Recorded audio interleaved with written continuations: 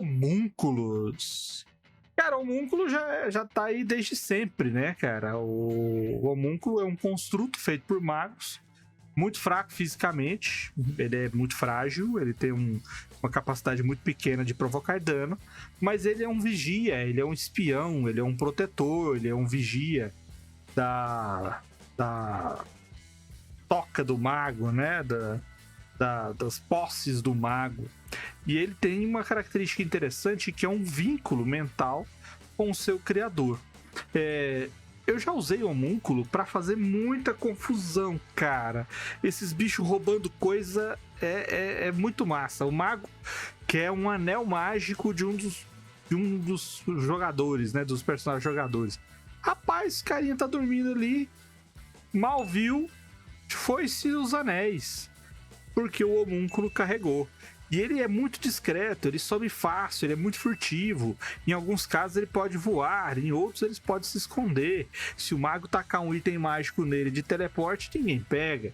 Então ele é uma carta na manga que você pode utilizar não só para o mago inimigo, né? Não só para o vilão da história, o antagonista da sua história, como também para o seu personagem jogador. Só que assim, o homúnculo ele tem uma característica que remete muito à ideia de mago que tem um laboratório, mago que tem uma biblioteca, o mago que tem um lugar para guardar as coisas. Porque ele funciona mesmo como um servo, tá?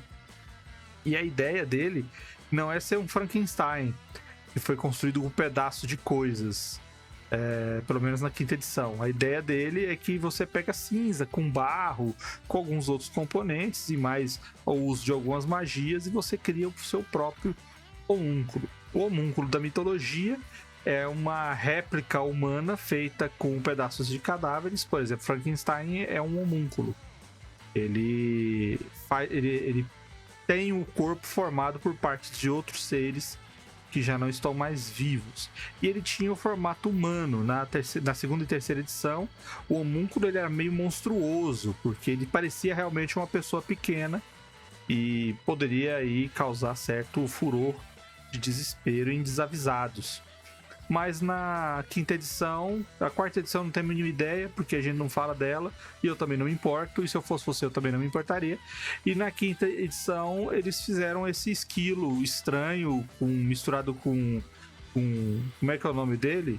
Do como é que é? Stitch. Fizeram um Stitch cinza, com essa cara de gremlin, com um corpo de esquilo e com asas. Então eles mantêm a função, mas mudam a forma. Eu gostei mais dessa, pra falar a verdade.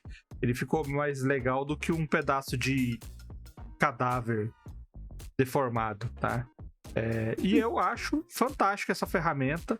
Acho fantástico o que ele pode provocar, a diferença que um bicho desse faz numa campanha e a possibilidade que o mago tem de ação, levando em consideração que ele pode ter um familiar, ele pode ter um bicho de estimação e ainda pode ter um homúnculo.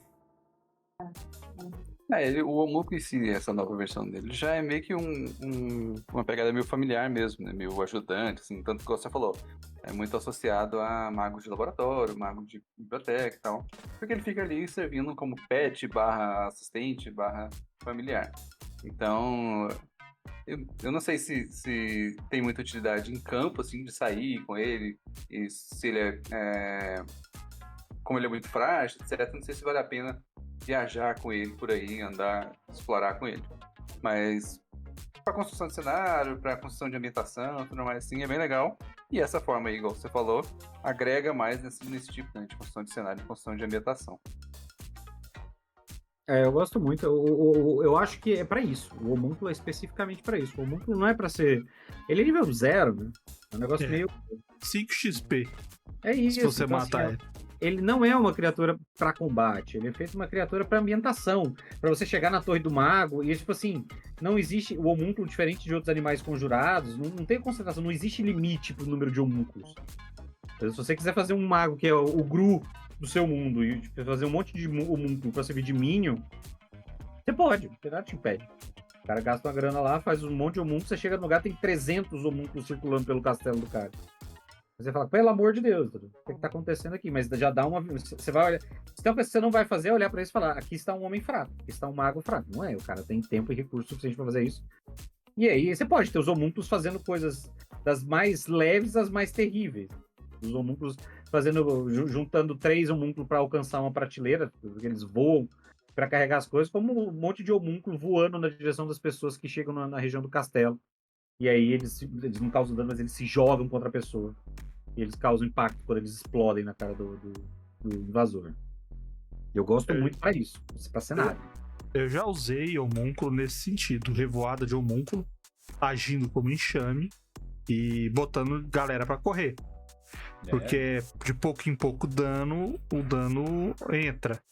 E a função deles visualmente é muito forte, né? Sim, porque é a mesma coisa que você tá correndo. Aqui em Goiânia tem um parque perto do shopping ali, que você tá ali de boa, você tá andando, correndo e tal, a galera vai de noite lá, de repente vem uma revoada de morcego. Cara, eles não vão bater em vocês, não vão te atacar, eles não vão fazer nada. Mas quando você vê o enxame, entre aspas, tá? O enxame de morcegos na sua direção, cara, não tem um que não fica com medo, velho. Não tem um que não dá aquela preocupada de início. Porque é realmente uma questão de ansiedade, de proteção e tal. Pô, o próximo passo é o quê? Apareceu o Batman, o Drácula. Então, assim, é um troço que dá esse impacto. Acho um excelente elemento, gosto de usar e gosto de colocar função para ele.